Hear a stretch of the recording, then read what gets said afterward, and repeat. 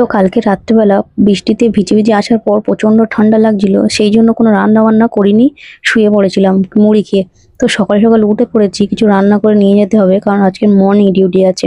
আর কিছু রান্না করে না নিয়ে গেলে সারাদিন আর ভালো লাগবে না, শরীর দুর্বল লাগবে প্রচণ্ড। তো কিছু ছিল না, সেই পুরুল ছিল, পুরুল আর আলু তরকারি করে নেবো। কালকে তো সব বাজার বন্ধ ছিল বৃষ্টির জন্য, তো সেই জন্য কিছু কিনতে পারিনি। আর ওই যে সাবুদানা আছে, ওইটা দিয়ে আলু দিয়ে ভেজে একটু টিফিন মতো করে নিয়ে যাব।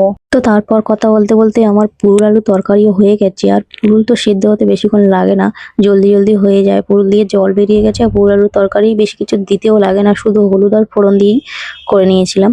তো তরকারি হয়ে গেছে, ভাতটা বসিয়ে দিয়েছিলাম, কারণ ভাতটা হতে একটু বাকি ছিল সেদ্ধ হতে। তো ভাতটা হয়ে গেছে, হয়ে যাওয়ার পরেই কড়াইতে দিয়ে দিচ্ছি তেল, আলু আর এই সাবুদানা, এগুলো দিয়ে একটু ভাজা করে নেবো। নেওয়ার পর এটাও রেডি হয়ে যাবে। এতে আরও অনেক কিছুই দেওয়া যায়, কাজু বাদাম, কিশমিশ টিশমিশ আর কিছু, কিন্তু আমার কাছে নেই। জাস্ট এটা শুধু টিফিনের জল খাবারের জন্য, সেই জন্য করে এটাই বানিয়ে নিয়েছিলাম।